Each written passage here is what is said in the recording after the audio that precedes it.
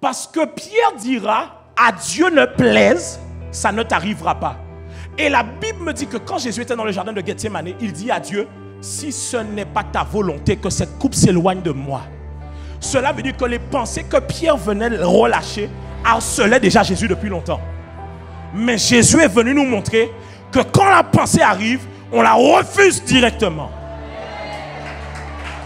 Aïe, aïe, aïe, aïe, aïe, je sais pas. Aïe, je sais pas si je parle à quelqu'un ce soir. En fait, Jésus est en train de dire, arrière de moi, Satan. Tout le monde voit Pierre, mais personne ne voit que Jésus se parle à lui-même. Tellement Jésus se parle à lui-même. Quand il est dans le jardin de Gethsémane, le sang coule dans sa transpiration. Ça veut dire que ce que Pierre a dit résonnait dans le cœur de Jésus aussi. Mais Jésus était en train de se dire à lui aussi, à son âme, arrière de moi.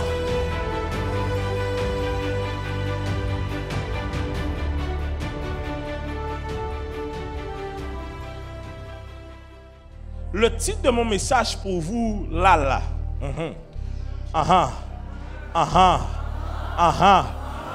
Prendre autorité pour ma délivrance. Est-ce que je parle à quelqu'un? Écoute-moi bien. Je vais t'expliquer quelque chose. Tu as Christ à l'intérieur de toi. Ça veut dire que tu as le Machia. L'onction est à l'intérieur de toi. Tu es oint. Comment tu peux être oint et toi-même, quand tu es face à certaines situations, tu ne comprends pas que tu as l'autorité pour marcher sur les serpents et les scorpions. À partir d'aujourd'hui, tu sortiras de celui avec une mentalité différente. Parce qu'à chaque fois que le diable vient te voir, tu réagis comme si tu n'as pas la capacité de le chicoter comme il faut. Mais au vu du message que tu as reçu hier, tu as compris que le diable avait des stratégies par lesquelles il passait pour que tu deviennes son meilleur ami. Il venait squatter. Dis avec moi, il venait squatter. Bon, si tu n'étais pas là hier, je suis désolé, il faut que tu aies écouté le message d'hier. Parce que là, il y aura des références, tu vas être peut-être perdu, mais je ne peux pas reprendre le message d'hier. Hier, on a parlé des squatteurs qui viennent et qui squattent ton âme. Ils squattent ton cœur. Ils squattent le siège des émotions, le siège de tes désirs. Mais ce soir, on va les mettre dehors ensemble dans le nom de Jésus. Est-ce que tu es là ou pas? Oh yes. Mais avant d'écouter, hier j'ai parlé de l'importance de comment il faut que l'onction puisse venir guérir votre cœur, restaurer votre âme, parce que c'est la clé de la délivrance, parce que c'est là où Satan cherche à s'attacher pour pouvoir maintenir votre vie. Mais je vais vous montrer une chose. On vous dit que Jésus a été tenté en toutes choses. Et des fois vous ne le croyez pas, mais je vais vous montrer que Jésus lui-même, il vous montre, en fait, vous allez voir que finalement, Jésus nous a donné toutes les clés pour prendre le dessus sur notre âme. Tu es prêt ou pas? On va reprendre un texte que j'avais pris hier avec vous. Et on va reprendre le texte de Matthieu où Jésus dit « Arrière de moi, Satan ». Matthieu 16, 21 à 23. Mais moi, Matthieu 16, 21 à 23. On peut lire ensemble. Dès lors, Jésus commença à montrer à ses disciples qu'il fallait... Donc Jésus leur explique que les gars, je pars à Jérusalem. Il dit, je vais souffrir beaucoup. Dis avec moi, souffrir. Toi aussi, tu vas souffrir. Il dit qu'il souffrit beaucoup de la part des anciens, des principaux sacrificateurs et des scribes, qu'il fut mis à mort et qu'il ressuscita le 3e jour. On est ensemble jusque-là? Pierre l'ayant pris à part. C'est-à-dire que Pierre lui dit, bon, Jésus, en ce moment, je vois que tu déconnes. Ton âme n'est pas encore assez restaurée. Je vais te parler, Jésus. Et lui dit, à Dieu ne plaise, Seigneur, cela ne... Écoutez, regardez, les amis, moi, j'ai trouvé quand même Jésus un peu dur. Je vais vous expliquer pourquoi. Mais en même temps, Jésus nous donne la clé. Je vais vous expliquer aussi pourquoi. Pierre dit, à Dieu ne plaise, cela ne... Cela veut dire qu'à ce moment donné, Pierre est en train de dire que selon la volonté de Dieu, ça ne t'arrivera pas. Est-ce qu'il a dit quelque chose de mauvais? Non, il a dit à Dieu ne plaise. Pierre n'a pas dit, c'est moi qui ai décidé que ça n'arrivera pas. Pierre a dit, à Dieu ne plaise. Cela ne... Et Jésus vient, Jésus répond. Verset suivant. Mais Jésus se retourne. C'est-à-dire que Jésus se retourne, te fait face. Et il dit quoi? Pierre, il dit à Pierre, arrière de moi. Et on a vu hier qu'en réalité, ce n'était pas à Pierre qu'il parlait, mais c'était au système de pensée qui était dans la tête de Pierre. Il dit, car tes pensées ne sont pas les pensées de Dieu. Et on a vu hier que les pensées des hommes ressemblent à celles de Satan.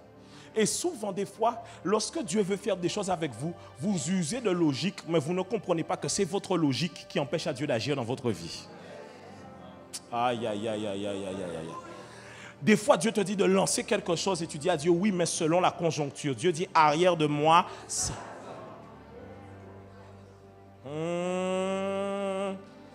Tu dis oui, mais en même temps, est-ce que je pourrais servir et en même temps avoir un travail dans la journée parce que quand même ça me arrière de moi. Ta logique là, tes pensées là ne sont pas celles de Dieu. Waouh. Ok, maintenant j'ai un problème avec Jésus. Parce que tu sais, je réfléchissais à ça encore aujourd'hui, je me suis dit mais la phrase elle est dure quand même. Il n'a pas dit Pierre, tu sais, faut rester à ta place. Parce que si c'était toi, Jésus te dit arrière de moi Satan, tu as déjà fait un live Facebook ou? Tu as déjà fait un live pour dire non, Jésus est mauvais. Il faut le boycotter, cancel. Il faut le boycotter. Allez signaler son compte, allez signaler son... Il est mauvais. Et tu sais, hein, tu sais pourquoi c'est encore difficile? Parce qu'en fait, Jésus, et j'aime la Bible parce que la Bible nous montre, quand tu lis bien, tu lis dans le contexte, tu te rends compte que Jésus vraiment t'expose au combat qu'il a eu et comment il est en train de le remporter. Parce qu'à ce moment où Jésus dit « Arrière de moi, Satan », je peux vous choquer ou pas? Je ne sais pas si je peux vous choquer. Tu es sûr ou pas? J'ai besoin de 3-4 gars. 3-4 gars. Rapidement. On y va. N'ayez pas peur d'être Satan. Venez. Ok. Tiens. Alors là, imaginons que c'est Pierre. Ok? Imaginons que c'est Satan. Ce n'est pas Satan. Mais que lui, il est dans la partition ici, et Pierre est ici, et tous les autres apôtres sont là. On est bon ou pas? Viens, mets-toi là. Et donc, moi je viens, je me retourne, et je dis, arrière de moi, Satan. Tout le monde dans l'histoire contextualise que c'est seulement dans la vie de Pierre que ça doit résonner, alors que ce n'est pas vrai. Dans la vie de qui ça doit résonner à ce moment-là, ça? De qui? Il y en a qui disent de tous les apôtres, n'est-ce pas? Non, La première personne à qui Jésus dit arrière de moi, Satan, c'est à lui-même. Parce que Pierre dira, à Dieu ne plaise, ça ne t'arrivera pas.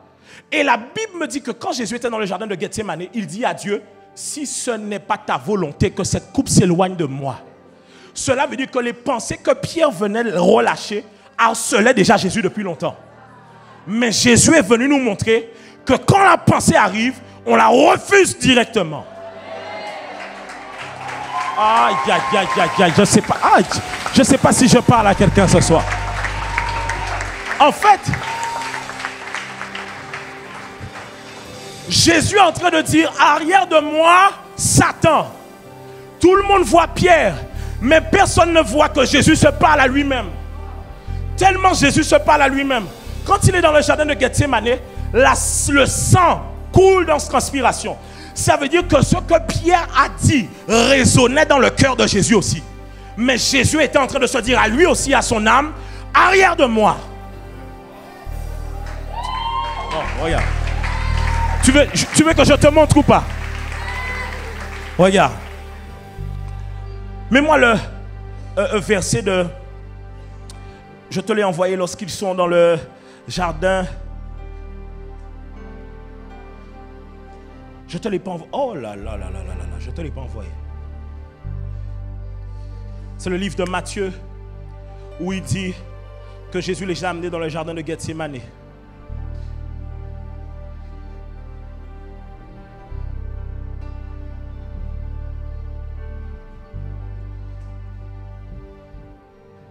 Matthieu Matthieu 26, mais va au verset 30. Verset 30. Regardez, vous allez voir, vous allez voir. Après avoir chanté les cantiques, ils se rendirent à la montagne des Oliviers. Avançons. Alors Jésus leur dit, je serai pour vous cette nuit une occasion de chute. Ça veut dire quoi? Non seulement ma mort sera une chute pour vous, mais je serai en position de faiblesse. Faiblesse à cause de quoi? De son âme. Je regarde le texte. Il dit ensuite, regardez, hein, il dit, je frapperai, d'accord, le berger, les brebis seront ok, mais regarde, verset suivant. Mais après que je serai ressuscité, je vous précéderai en Galilée. Verset suivant. Pierre prenant la parole dit, quand tu serais pour nous, avance. On voit Pierre qui parle, il dit non, pas pour moi. Avance encore. Encore. Vas-y. Ok. Là-dessus, Jésus alla avec eux dans un lieu appelé Gethsémani.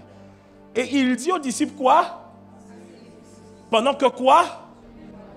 En fait, Jésus a déjà dit qu'il y a une occasion de chute à ce moment-là. Mais regardez ce qu'il va dire ensuite. Ça va me choquer.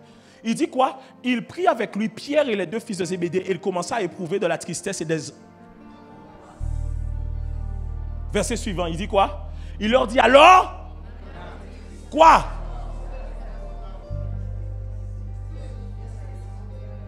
Donc Jésus est en train de dire, là les gars, je suis faible et à terre. Mon âme est triste. Ça veut dire quoi? En fait, ce qui va se passer, mon esprit le veut, mais mon âme ne le veut pas. Mon âme est triste jusqu'à la mort. Et il dit, veillez avec moi. C'est-à-dire que Jésus est en train de dire, dans ces moments-là, on a besoin de gens qui vont nous aider à nous rattraper. Quand tu es en train de devenir un peu oisimo sur les bords là, tu as besoin de gens qui te disent, c'est pas comme ça qu'il faut voir les choses. Regardez, verset suivant, regardez. Il dit, puis ayant fait quelques pas en avant, il se jeta sur sa face. Mais attends, on parle de Jésus là. Mon Père, s'il est quoi? Que c'est quoi? Toutefois, mais, waouh, il répète la même chose que Pierre lui a dit. Pierre lui dit à Dieu ne plaît, c'est-à-dire que selon la volonté de Dieu, ça ne t'arrivera pas. Il arrive dans le jardin, Jésus lui-même il dit, Seigneur, si c'est ta volonté. Mais il précise, mon âme est triste jusqu'à la mort. C'est-à-dire que selon l'état de mon âme, je peux même rater mon destin. Le destin de Jésus, c'est de mourir à la croix. Et au moment où il doit mourir à la croix, son dernier blocage, c'est pas Satan. Aïe, aïe, aïe, aïe, aïe, aïe. Il dit quoi ensuite? Il dit, s'il est possible que c'est... Ensuite, il vint vers les disciples. Toutefois, non pas ce que je veux, mais Jésus te montre que même quand ton âme sort mon fond, à la fin de la complainte, il faut rajouter quand même. Toutefois, pas ce que je veux, mais ce que tu veux. Regardez, verset suivant. Jésus va chercher de l'aide parce qu'il sent que là, il est à terre. La Bible dit, et il vint vers les disciples qu'il trouva endormis. Et il dit à Pierre, vous n'avez donc pu veiller 1 heure avec moi, alors que je vous ai dit que je serais une occasion de chute. Venez avec moi. Je vous ai dit que mon âme, tu te rends compte que le gars te dit, son âme est triste jusqu'à la mort. C'est-à-dire que non, ça doit t'interpeller. Comment tu t'endors alors que le gars est en train de te dire que mon âme, bon, jusqu'à la mort, ça veut dire quoi? Ça veut dire quoi jusqu'à la mort? Mon âme est triste jusqu'à quoi? Ça veut dire que la tristesse que je ressens, je veux me tuer. En fait, si je peux éviter ça, en fait, je ne veux pas vivre l'épreuve que je suis en train... Moi-même, tu sais, en fait, mais c'est ça, quand tu écoutes les gens qui ont eu des pensées suicidaires, c'est qu'ils en avaient marre de vivre la pression qu'ils étaient en train de vivre et leur âme les a rendus tristes jusqu'à... Jésus est en train de dire, je suis l'occasion de chute. Il revient, il dit, et il vint vers les disciples qui trouvaient endormis et il dit à Pierre, vous n'avez donc pu veiller 1 heure avec moi. Regardez le verset suivant. Veillez et priez afin que vous ne... Ok, donc ça veut dire que Jésus est en train de nous expliquer que l'un des points de la tentation n'est pas seulement, parce qu'il va dire la chair, mais c'est aussi l'âme qui joue un rôle dedans. Et il dit ensuite, l'esprit est bien disposé, mais la chair est faible. Avançons. Parce que tu sais, l'âme et la chair ont la capacité de travailler ensemble contre ton destin. On verra ça tout à l'heure. Il dit, il s'éloigna une seconde fois. Ça veut dire qu'il est venu lui dire, les gars, s'il vous plaît, restez avec moi un moment. Parce que là où je suis, j'ai limite envie d'abandonner. Mon Père, on parle pas de n'importe qui, on parle de Jésus. Ça veut dire qu'il a déjà été une première fois prié, il a déjà demandé à Dieu, il a dit ta volonté, il retourne encore demander à Dieu. Ce n'est pas quelqu'un qui n'est pas encore sûr de lui. Il retourne encore demander à son Père. Père, c'est-à-dire que Dieu, en fait, c'est pour ça qu'il dit, Dieu s'est fait chair et a subi toutes les tentations afin de nous montrer qu'on peut vivre sur terre en vainqueur. Ça veut dire que c'est Dieu qui est là, mais il décide d'être dans le même contexte que toi et moi, soumis aux pensées de son âme, mais il arrive à vaincre quand même. Est-ce que je parle à quelqu'un ce soir? Et regardez. Il dit, mon Père, s'il n'est pas possible que cette coupe s'éloigne de moi sans que je la boive, que ta volonté... Ça veut dire quoi? Mais attends, non. Regarde, reste là. Remets-moi avant. Remets-moi avant. Remets-moi avant encore. Regardez. Regardez. Il y a une différence. La première fois, il dit, est-ce que cette coupe peut s'éloigner de moi? La deuxième fois, je te dis, le gars, son âme est tendue, il négocie. Il dit, bon, maintenant, bon, même si, remets l'autre point. Là, il dit, si cette coupe peut s'éloigner de moi, et là, il dit quoi? S'il n'est pas possible que cette coupe s'éloigne sans que, c'est-à-dire qu'il rajoute des conditions encore, please, épargne certaines choses, retire certains trucs dedans. Et il dit que ta volonté, verset suivant, regardons, verset suivant. Il revint les trouvant encore, car leurs yeux étaient, verset suivant. Et tu sais, hein, c'est ça le poids de tout leader. C'est qu'au moment, je ne sais pas si je peux dire ça, c'est au moment, homme de Dieu, où notre âme est le plus meurtrie, que les leaders sont appesantis. C'est au moment où on est les plus éprouvés que les gens se relâchent le plus. C'est au moment où on a le plus besoin de Dieu.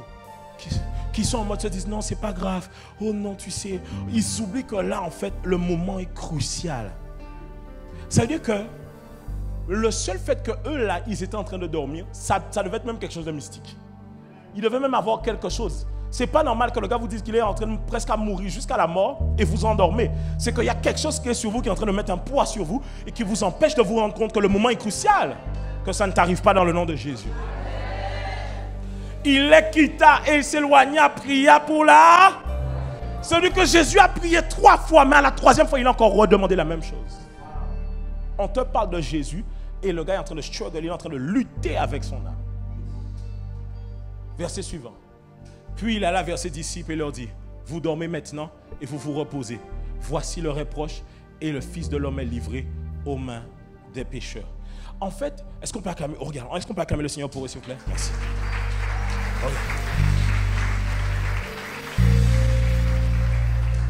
Regardez. Vous savez, j'ai compris une chose dans ce texte. Vous voulez que je vous la montre ou pas? Jésus arrive et il les amène où? Regardez. Jésus vient leur parler que bientôt je vais souffrir par les mains des sacrificateurs, tout ce que vous voulez. Donc Jésus sait ce qui va lui arriver. Donc Jésus les amène où ensuite? Au jardin de quoi? En d'autres termes, Jésus lui-même sait qu'à ce moment-là, il doit se retrouver dans le jardin de... En fait, quand Jésus est en train de lutter et de prier, Jésus est en train de tout faire pour juste ne pas quitter le jardin. C'est son seul but. Jésus est en train de lutter juste pour ne pas... Ça veut dire que Jésus te montre que c'est celui qui tient ferme jusqu'au bout, résister au diable et il fuira loin de vous. Et ensuite, il dit, leur reproche. Bon, leur reproche, Jésus, tu ne pouvais pas déjà partir depuis un moment? C'est qu'en fait, il savait que c'était là que je devais être. C'était à ce moment-là que je devais me trouver. Mais son âme voulait peut-être s'enfuir à ce moment-là. Son âme voulait peut-être... Parce que tu sais, hein, regardez, Jésus était né pour mourir. Mais pendant tout un laps de temps de sa vie, il devait avoir des stratégies pour ne pas mourir. Ça veut dire que peut-être que son âme s'est habituée à échapper à la mort. Mais là, il a commencé à dire à son âme, maintenant le jour de la mort est arrivé, on va rester là où on doit être et on ne va pas fuir le devoir que l'on a devant nous. En fait, j'ai envie de parler à quelqu'un. Tu sais, hein, à des moments donnés, tu arrives devant comme une saison et en fait, là, la seule chose que Dieu te demande là, c'est de mourir à toi-même. Oh yes.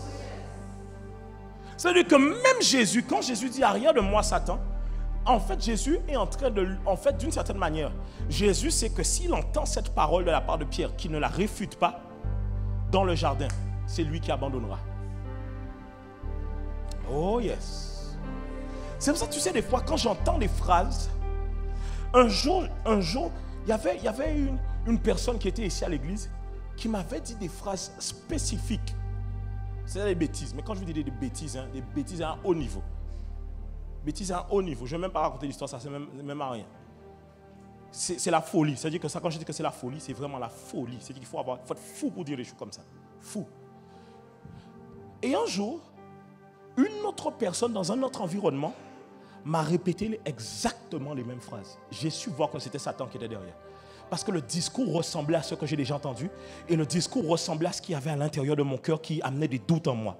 Des fois, tu as des doutes en toi, Satan amènera des gens pour confirmer les doutes, comme si pour pouvoir nourrir les doutes encore à l'intérieur de toi.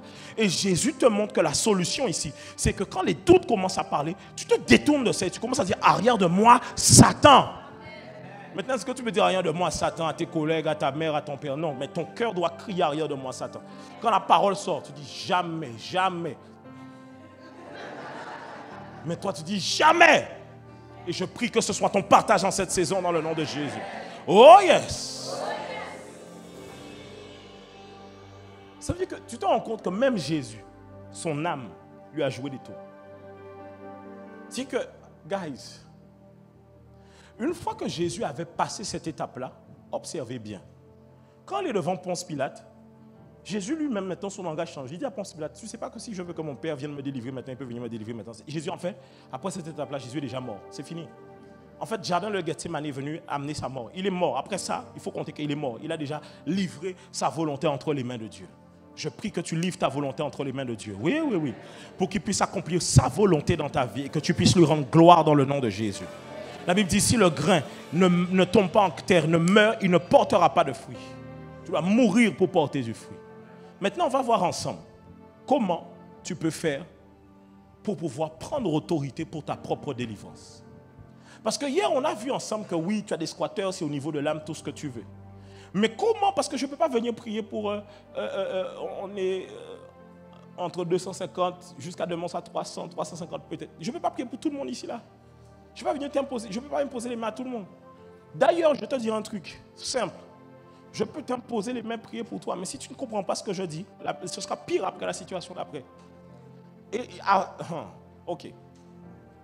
Vous devez comprendre qu'il y a un niveau de délivrance qui est de votre responsabilité. Alors quelqu'un se dira, pasteur, d'accord, depuis hier, tu dis l'onction pour ceux qui ont le cœur brisé. Et que la restauration de l'âme enclenche la délivrance. Mais est-ce qu'en tant que chrétien, moi, je peux être possédé? Mais si tu écoutes bien ce que je t'ai dit hier, ce n'est pas une question d'être possédé dans le sens que tu n'as plus tes moyens. C'est dans le sens d'avoir une antenne relais à l'intérieur de toi, basée dans ton âme, comme de livret, par lequel Satan te contrôle. Comment ça fonctionne? Comme une télécommande. En fait, ton âme, c'est le véhicule. Ton âme, c'est le véhicule, par exemple, une voiture télécommandée. Mais pour que la voiture puisse bouger, il faut la télécommande. Mais le but pour toi n'est pas d'aller assassiner celui qui tient la télécommande. J'explique pourquoi. Parfois, dans ta famille, il y a des gens qui font la sorcellerie et c'est eux qui lancent des envoûtements contre ta vie qui fait que toi, tu commences à réfléchir bizarrement. Bon, maintenant, si le sorcier là, de ta famille ou le sorcier de ton quartier meurt, il n'y aura pas un autre sorcier qui peut venir? Un autre sorcier peut venir. N'importe qui peut venir après. Donc le but, ce n'est pas d'aller chercher la personne qui est marionnettée par le diable pour agir. Le but, c'est de déraciner à l'intérieur de toi ce qui fait que Satan peut te réclamer. Jean 14, 30. Mais 30. Verset 30. Verset 30. Il dit, je ne parlerai plus guère avec vous. Il dit quoi? Car le prince de ce monde vient et il n'a rien en moi. Est-ce qu'on est ensemble? Mais le verset suivant pour voir. Ok, remets l'autre verset. Mais par exemple, une autre version, semeur. Regardez, désormais, je n'aurai plus guère l'occasion de m'entretenir avec vous. Car le dominateur de ce monde vient. Ce n'est pas qu'il ait une prise sur moi. Ça veut dire que quelle prise que Satan a sur toi dans ta vie? Alors, on va voir ensemble comment ce soir, vous-même, vous allez prendre autorité pour faire votre propre délivrance. Oh yes. Ça veut dire que ce soir même, la seule chose que je te demande, c'est de ne pas laisser le diable venir te mentir en te disant, mais tu sais, si le Saint-Esprit te touche trop, ta perruque va tomber. Laisse la perruque. Non. Si le Saint-Esprit te touche trop, tu vas commencer à baver, crier ici, tu vas être au sol. Là, ce soir, nous tous, là, on cherche Dieu. On s'en fiche. Même si tu postillonnes, ce n'est pas mon problème. Même si tu roules à terre, c'est pas... chacun va chercher son chacun. Certains, vous allez peut-être vivre votre délivrance, il n'y aura rien. Mais il y en a, tu ne sais jamais. Tu sais, tout le monde n'a pas la même réaction au piment. Il y a des gens, ils mangent le poivre, mais le poivre seulement. Il y en a, ils mangent les poivrons, ça pique, tu vois. Il y en a, ils peuvent manger le piment, ils mangent, il n'y a rien. C'est-à-dire qu'il y en a, leur délivrance se passe, ils sont là, hop, ils sont délivrés. Voilà. Mais il y en a... Dis à ton voisin, on va prendre le piment aujourd'hui. On est ensemble jusque-là ou pas? On est bon jusque-là? Tu es avec moi, mon âme bénit l'Éternel. Tu sais, ma femme me faisait remarquer ça hier. Elle me disait, mais... Elle me disait, moi, je lui ai dit, c'est vrai que moi-même, quand le Saint-Esprit m'a donné le thème, j'étais choqué. Elle m'a dit, mais c'est pas croyable. Comment le Saint-Esprit peut dire l'année de l'envoi, invasion apostolique, et pour tous les grands programmes majeurs de l'Église, c'est sur l'âme. Dévotion, on a parlé de donne-toi tout entier, mais en réalité, toutes les premières semaines, mon cœur est tenace, comment lâcher prise, les choses comme ça. Et ensuite, conférence des femmes, il restaure mon âme. Oh yes. Et on arrive à chambre haute, tout ça dit non, là c'est fire. L'onction de Dieu est sur moi pour guérir ceux qui ont le cœur brisé. En fait, parce que Dieu sait que si tu n'es pas restauré, on ne peut pas t'envoyer. Parce que celui qui est blessé ne fait que blesser les autres. Et Dieu veut amener un vent de restauration dans son église. Parce que voici ce que Dieu veut faire dans la nouvelle saison qui arrive. Il veut établir des leaders qui ont l'âme restaurée, qui prendront soin de son troupeau et qui ne le blesseront pas comme les années précédentes et comme les saisons passées. Qui ne blesseront pas d'autres générations comme les générations qui ont déjà été blessées auparavant, mais qui vont panser leurs plaies comme le bon berger, ainsi parle l'Éternel. On peut avancer. Dis à ton voisin, tu vas prendre ta délivrance aujourd'hui. Non, dis-lui, tu vas prendre toi-même, tu prends toi-même. Dis-lui, tu prends toi-même. C'est maintenant là, c'est pas après. Tu sais, il y a des moments, la Bible dit que quand Élie a défié les prophètes de Baal, ils ont invoqué Baal pendant tout le moment. Et puis la Bible explique qu'à un moment donné, alors qu'ils étaient en train d'invoquer, la Bible dit qu'à un moment donné, le moment de l'offrande est arrivé. Ça veut dire qu'il y a un moment où Élie a fait l'offrande. Élie n'a pas fait l'offrande à n'importe quel moment. Il a attendu un certain moment. Élie n'a pas fait tout de suite. Spaghetto, je ne sais pas quoi. Il n'a pas fait tout de suite. Tu vois, il n'a pas fait tout de suite. Il y avait un moment. Dis avec moi, il y avait un moment. Et ce soir, c'est ton moment. J'ai dit, ce soir, c'est ton moment. J'ai dit, ce soir, c'est ton moment. J'ai dit, ce soir, c'est ton moment. Dis à ton voisin, c'est ton moment, c'est ton moment. Non, c'est le violon, mais... Ouais, comment le violon, c'est ça. Ce soir, c'est pour toi. Ce soir, tu ne sortiras pas de ce lieu tel que tu es venu. En fait, ce soir, il y a une parenthèse qui s'ouvre dans le temps et Dieu relâche une puissance spéciale. Pas pour que ce soit seulement l'homme de Dieu qui fasse ta délivrance, mais que toi-même, tu prennes position pour toi-même afin de pouvoir marcher dans ta délivrance dans le nom de Jésus. J'ai dit, ce soir, c'est ton moment. J'ai dit, ce soir, c'est... Matthieu 12, 28. Matthieu 12, 28. Il dit, on était en train d'accuser Jésus parce qu'il chassait les esprits, on dit que c'était par le Belzébuth. Il dit, mais si c'est par l'Esprit de Dieu que je chasse les démons, le royaume de Dieu est donc venu vers vous. C'est-à-dire que Jésus est en train de leur dire, non, c'est pas les démons contre les démons. Là, c'est Dieu qui est en train de chasser les démons au travers de ma vie. Et il dit, le royaume de Dieu est venu jusqu'à vous. Ensuite, verset suivant. Il dit quoi, verset suivant? Ou comment quelqu'un peut-il entrer dans la maison? Et là, il donne une clé. Il dit, comment quelqu'un peut-il entrer dans la maison d'un homme fort et piller ses biens sans avoir auparavant lié cet homme fort? Alors, il fera quoi? Seulement, il fera quoi? Il pillera ses biens, sa maison. Observez bien.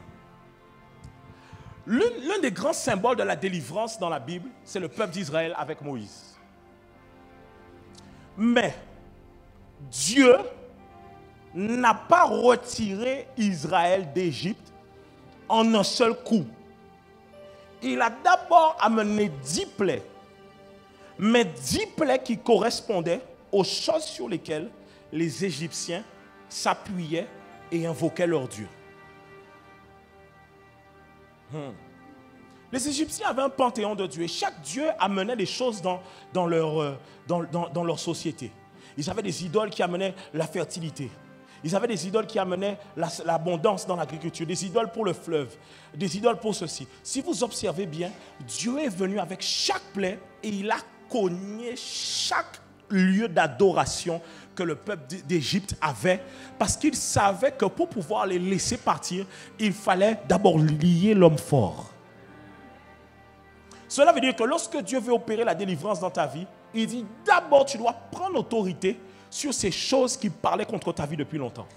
L'esprit de rejet, rappelez-vous hier, on a vu que dans ton âme, il y a des choses que tu maintiens, c'est à ça que les esprits se rattachent. On est d'accord jusque-là? Ça veut dire que l'esprit de rejet se rattache à quoi? Il se rattache au rejet que tu as vécu et qui a établi des forteresses à l'intérieur de toi. Oh yes. Regardez ceci, regardez ceci. Mets-moi Luc 11, 24. Luc 11, 24. Il dit, lorsque l'esprit impur est sorti d'un homme, il va où? Pour chercher quoi? N'en trouvant. Il dit, d'où je suis. En fait, ton truc à toi, c'est que tu donnes du repos au diable. La seule raison pour laquelle Satan est dans ta vie, c'est que tu lui donnes du repos.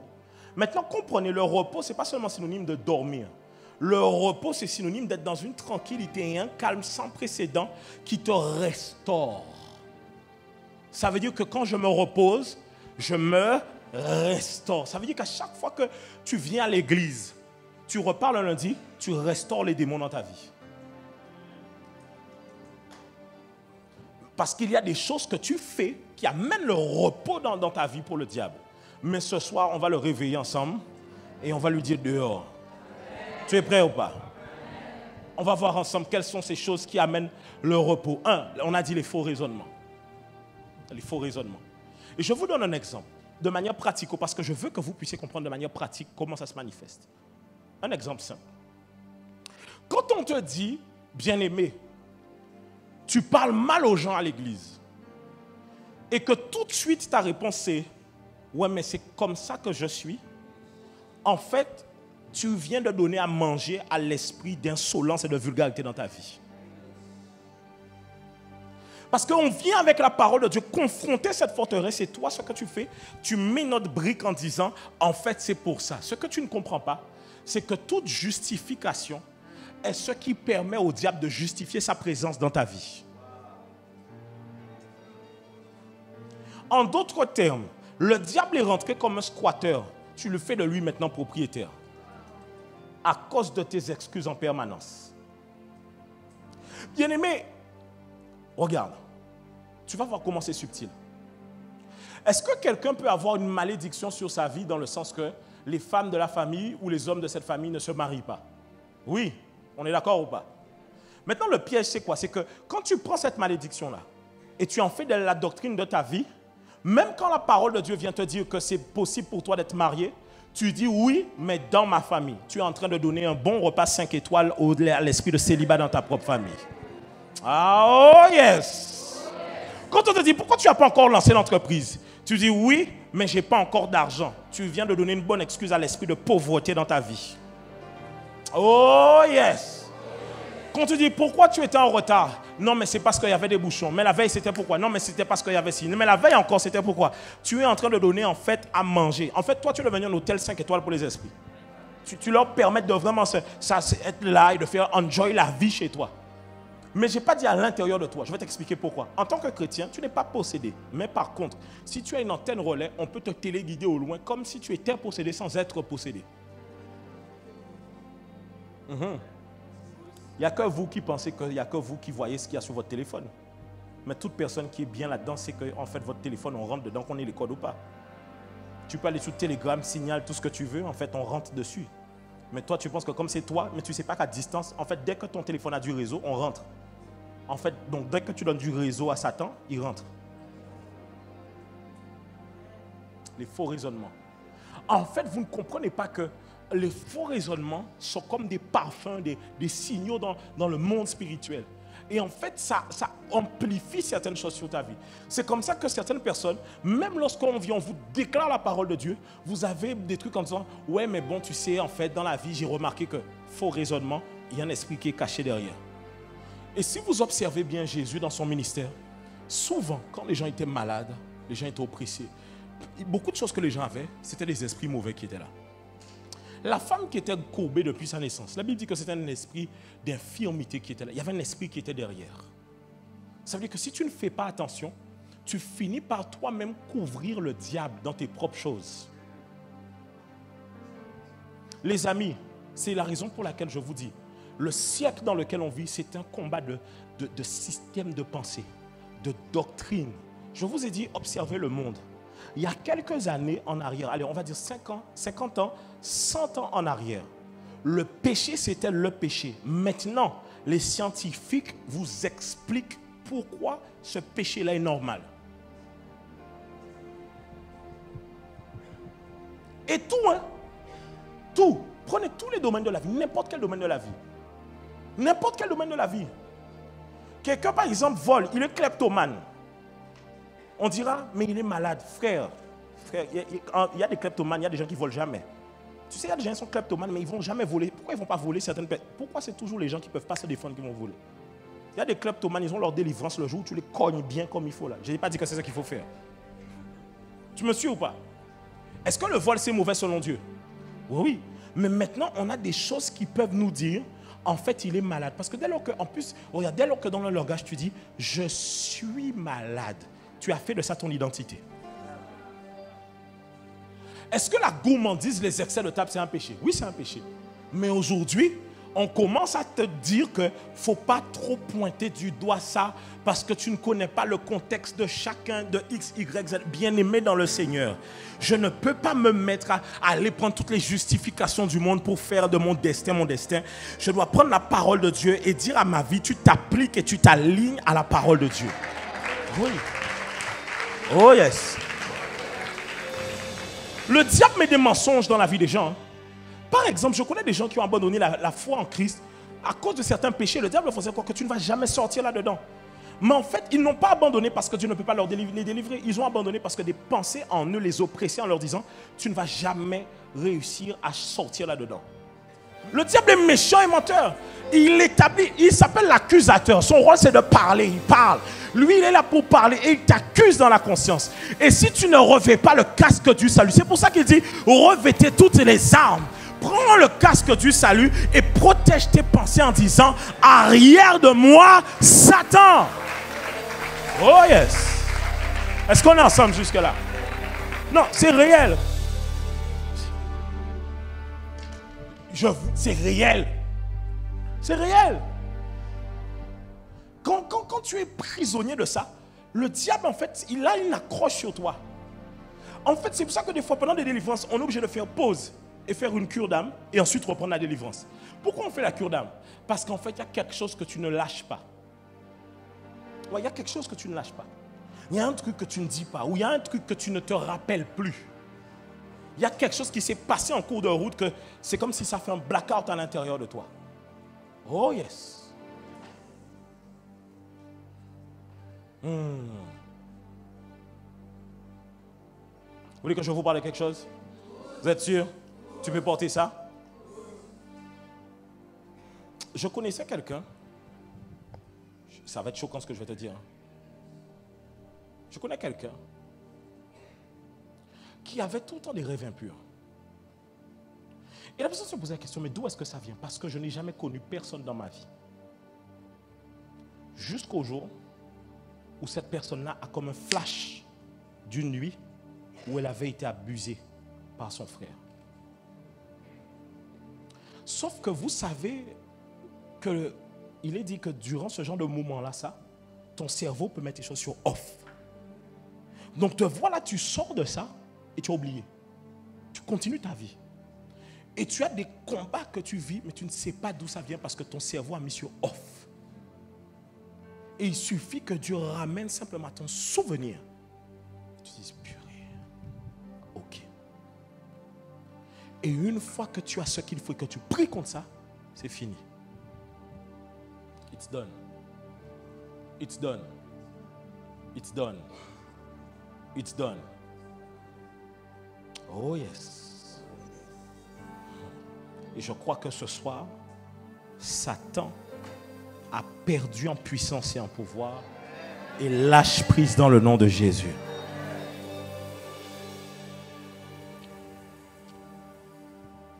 Vous savez, Pierre dira à Jésus, à Dieu ne plaise. Laissez cet esprit-là, à ce moment-là, exprimer sa nature par ses paroles sans le contrecarrer, c'est lui permettre d'asseoir encore plus sa domination. Ça veut dire qu'à chaque fois qu'un système de pensée monte à l'intérieur de toi, ne pas le contrecarrer, c'est finir par être vaincu. Ça veut dire qu'il y a deux catégories de personnes. Nous tous, nous avons un combat dans nos pensées. Mais il y a deux catégories, c'est à leur manière de réagir à ces pensées. Une catégorie finit par accepter ses pensées comme si c'était les siennes. Celui qui accepte ses pensées comme si c'était les siennes, c'est pour ça qu'il ne confesse jamais. Parce qu'il rattache tellement ces choses à lui-même qu'il a honte d'en parler. Là où celui qui comprend que le champ de bataille des pensées ne sont pas seulement liés à lui, son âme et sa chair, mais aussi à Satan, il apprend à dissocier. Parce qu'on dit comment l'esprit est bien disposé, la chair est faible. Il apprend à dissocier et apprend à traiter le mal profondément sans aucune honte de savoir que je pensais comme ça, je viens de là-bas, voilà mon système de pensée. Alors, hier on a pris le temps là-dessus sur le système de pensée, c'est bien. Mais vous devez comprendre une chose, ce n'est pas la seule chose qui donne du repos à Satan. On peut voir les deuxièmes choses, les œuvres de la chair. Ouais. Rappelle-toi, c'est une question d'avoir une antenne relais à l'intérieur de toi. Comment Satan fait pour avoir une antenne relais à l'intérieur de toi? Les œuvres de la chair. Mets-moi le verset de Galates 5 que je t'ai donné. Il dit, or les œuvres de la chair sont manifestes. Il dit quoi? Ce sont quoi? Tu me pratiques l'impudicité. Les amis, on monte ton dessin. Écoutez-moi bien, vous qui êtes ici. Vous êtes venus à l'église aujourd'hui et vous vous dites peut-être que wow, je viens à l'église, je vais recevoir quelque chose. En fait, si vous ne changez pas de vie radicalement, là, ce qui se passe ce soir ne va rien changer à votre vie. Si vous ne prenez pas une décision avec vous-même, ça ne va rien changer. Souvent, quand je parle avec des gens, ils ont pris l'habitude d'aller à l'église, mais de ne pas appliquer la parole de Dieu en se disant « Ouais, mais on est quand même en 2024. Bien aimé, on aura beau être en 2060, la parole de Dieu reste la parole de Dieu. » Même le jour où on aura des voitures volantes là, la parole de Dieu reste la parole de Dieu. Même le jour où on aura des trucs qui nous amènent en 2-3 secondes d'Espagne en France, ça, la parole de Dieu reste la parole. Mais peu importe le siècle dans lequel on sera, la parole de Dieu reste la parole de Dieu. Il dit quoi? L'impudicité. Oui, tu vis dans l'impudicité. Attends, je te dis, écoute-moi bien. Parce que regarde, un non-croyant, naturellement par les œuvres de la chair et par certaines choses, un manque d'enseignement, laissera, et sans Christ premièrement, laissera la porte ouverte. Sa vie sera une porte ouverte aux esprits méchants. Mais comment ça se passe pour maintenant un converti? Comment quelqu'un peut avoir le Saint-Esprit et en même temps il est envoûté? Je n'ai pas dit possédé, j'ai dit il est envoûté.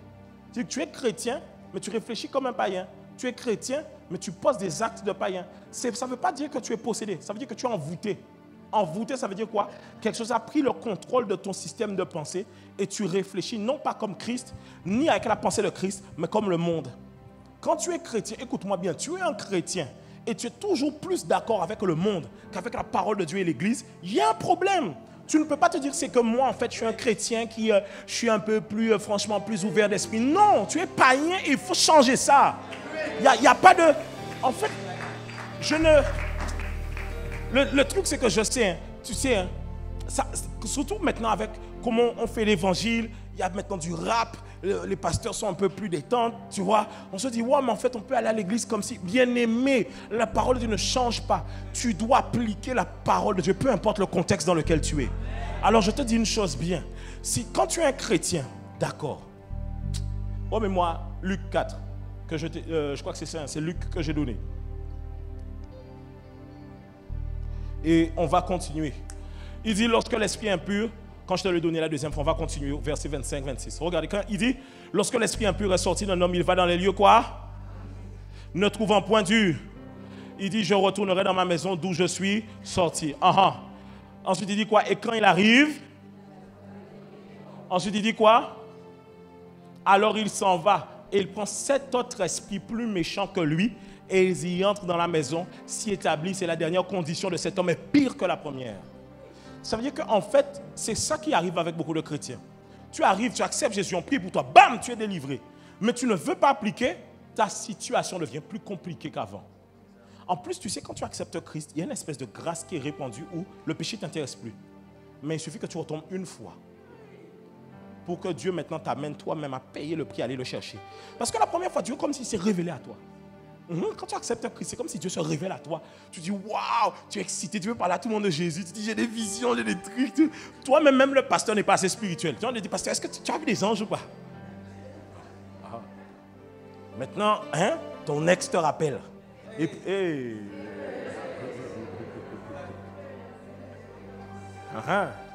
En plus, il te dit en ce moment, tu sais, je cherche la foi.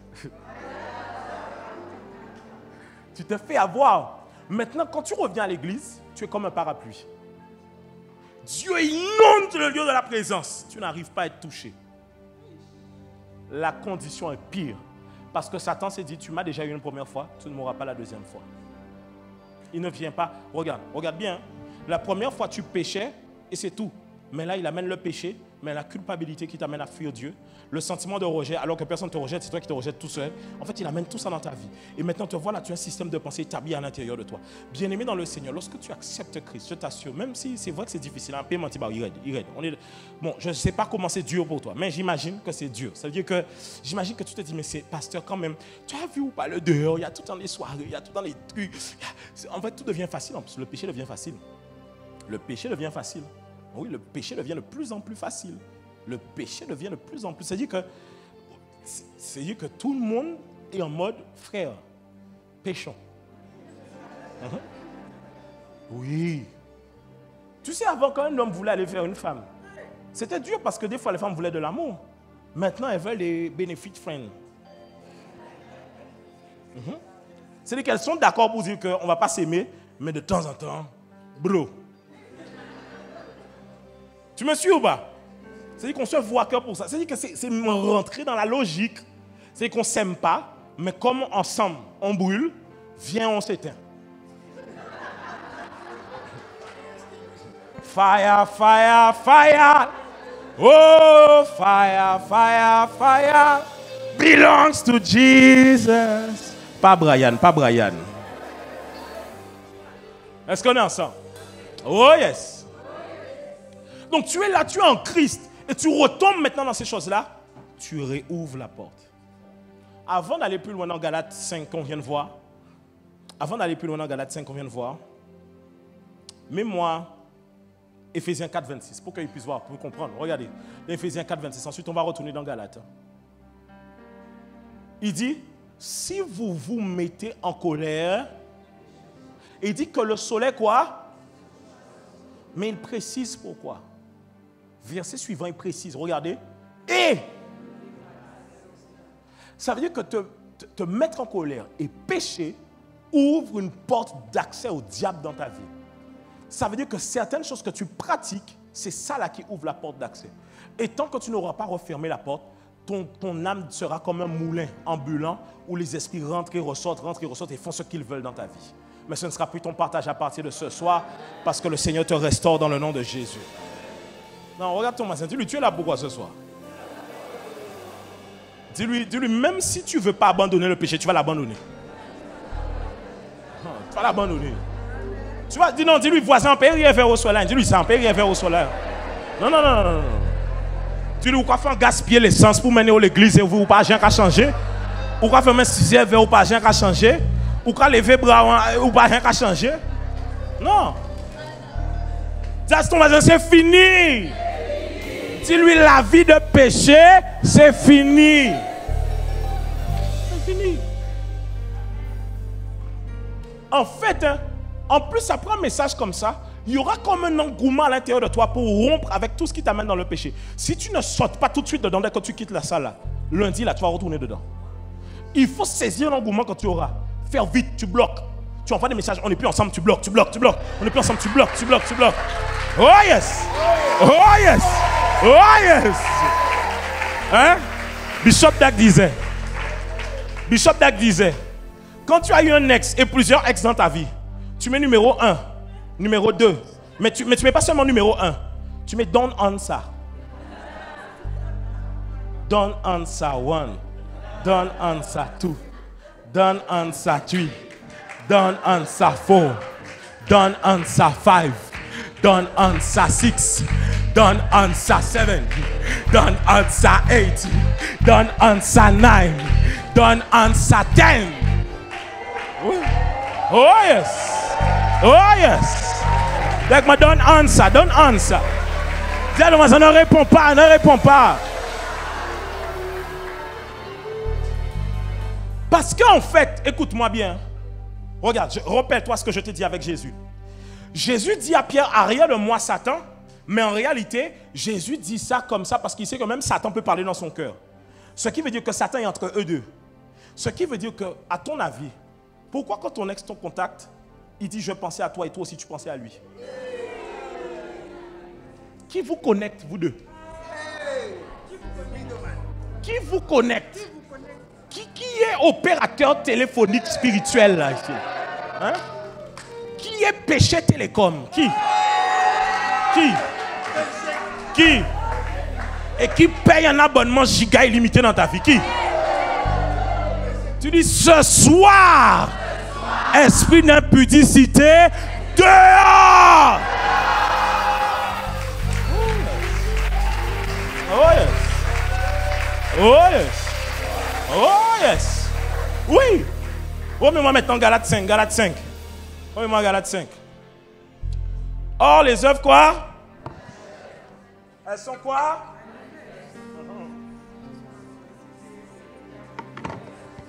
Il dit 1, l'impudicité.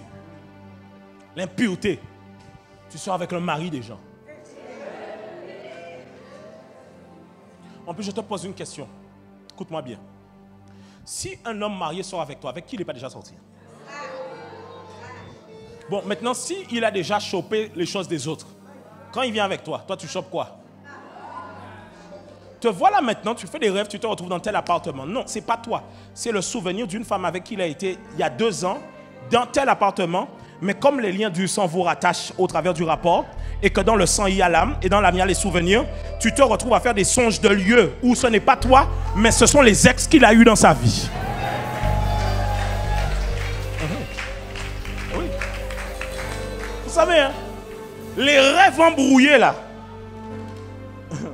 Je sens quelqu'un qui vit une délivrance dans une salle annexe. Il y a quelqu'un dans une salle annexe qui a fait hey, j'ai vu ça, j'ai vu quelqu'un, son âme a fait hey, j'ai eu la vision. Tu as entendu ça aussi? Non, j'ai entendu ça. Il y a quelqu'un dans la salle annexe qui a fait hey! Que Dieu te donne ta délivrance ce soir dans le nom de Jésus. Non, c'est vrai. Tu es là, tu fais des rêves. Tu rêves que tu habites dans tel endroit. Tu n'as jamais été là. Mais il a, lui, une ex qui a été là-bas. Parce que, regardez. Qu'est-ce qui fait que quand quelqu'un a des rapports pour la première fois, il n'oublie jamais? Parce que le sang coule. Et l'âme est dans le sang. Donc les souvenirs restent attachés. Ça veut dire que quand un homme va vers une femme et que vous échangez comme ça, vous partagez les souvenirs. Oh yes. C'est comme ça maintenant que tu fais des rêves embrouillés. Ce n'est pas tes souvenirs seulement. C'est que ton âme est embrouillée. Plusieurs voix sont à l'intérieur de toi. Mais en fait, quand on te prêche, tu viens avec ta logique. Ouais, mais on est quand même 2024. Les esprits n'en ont rien à faire. Ils te disent oui, on est en 2024 quand même. Ils abusent, hein, vraiment. Ils aiment ça. Hein. Quand l'esprit te voit prendre un article sur Internet qui t'arrange, il dit ah ouais, ils ont raison. Et en même temps, l'esprit dit ah, c'est les hommes sont mauvais, vraiment. Oui, parce que pourquoi? Il dit non, rappelle-toi. Car les pensées de Dieu ne sont pas celles des hommes. Oh yes. La dissolution. Tu es quelqu'un, tu es toujours dans les problèmes. Si tu es quelqu'un, tu sais, il y a des gens, vous ne vous rendez pas compte qu'il y a des esprits qui vous accompagnent. Tu arrives dans un lieu, quand il y a trop la paix, ça t'énerve.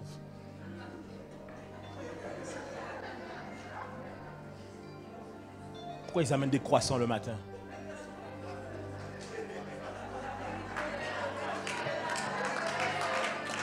On te dit bonjour, tu fais.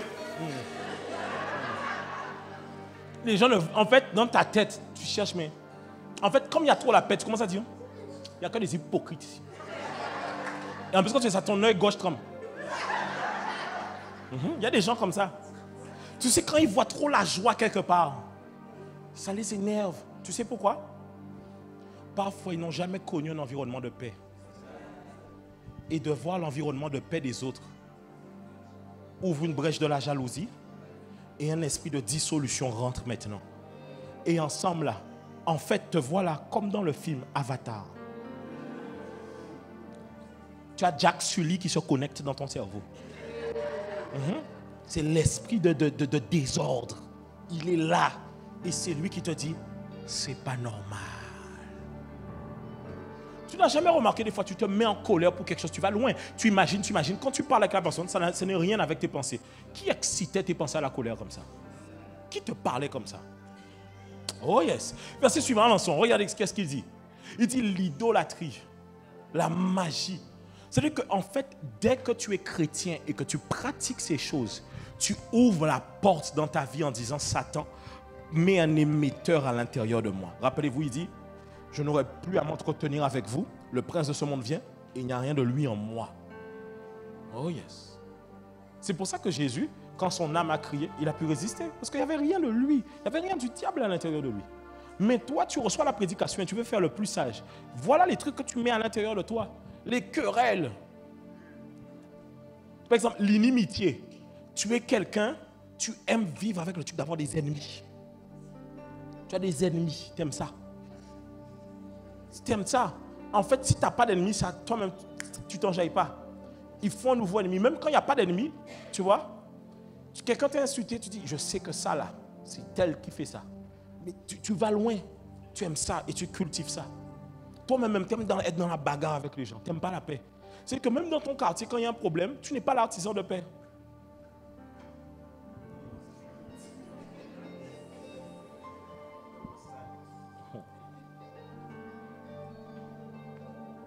Dans 20 ans, il n'y en aura plus. Non, je ferme là. Il y en aura. Écoute. Je vais raconter une histoire sans entrer dans les détails.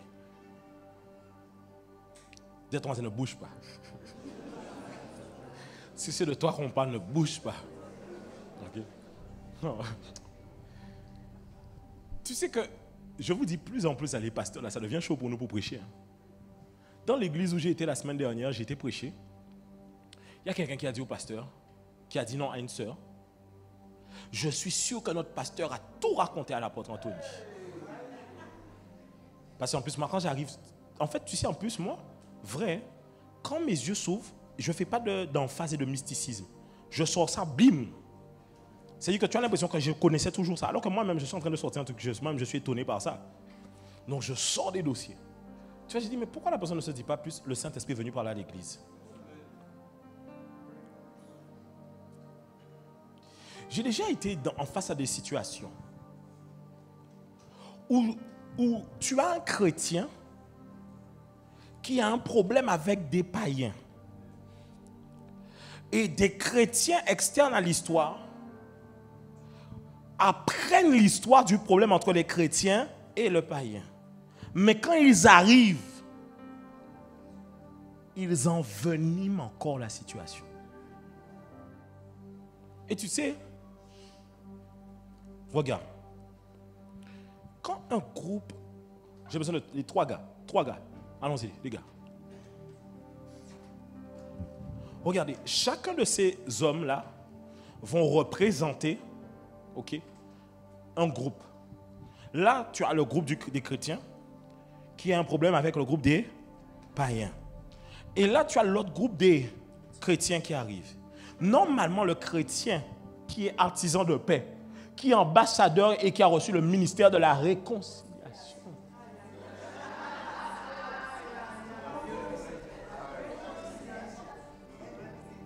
Quand il arrive, normalement, qu'est-ce qui doit se faire?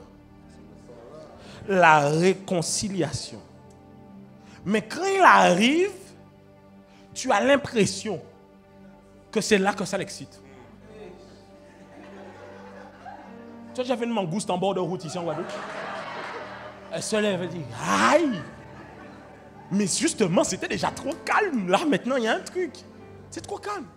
Tu sais, il y a des gens, quand ça se passe trop bien, c'est pas normal. Il y a un peu d'action quand même. Bon, maintenant, regarde. Qu'est-ce qui amène les limites? Parce que même si le groupe de chrétiens veut faire la paix, des fois, les païens, eux, ne veulent pas faire la paix. Qu'est-ce qui, à l'intérieur des païens, qui les amène à ne pas vouloir faire la paix? Un esprit d'inimitié, de dissolution. Pourquoi quand lui, il arrive, il ne fait pas la paix? Parce qu'au final, le même groupe d'esprits sont dans les deux. En fait, quand ils arrivent, ils ne font que se retrouver ensemble. C'est la raison pour laquelle, dans certaines délivrances, quand tu pries pour quelqu'un qui est délivré d'un esprit, il se peut que toutes les autres personnes dans la salle qui ont le même esprit commencent à être délivrées pareil. Parce que les esprits fonctionnent en réseau. Si tu n'as jamais vu ça, c'est toi, mais les esprits fonctionnent en réseau. Ça veut dire que tu as des chrétiens, en fait, et Rick Joyner parlait de ça. Rick Joyner disait, il voyait une armée de chrétiens avec comme des vautours sur leurs épaules.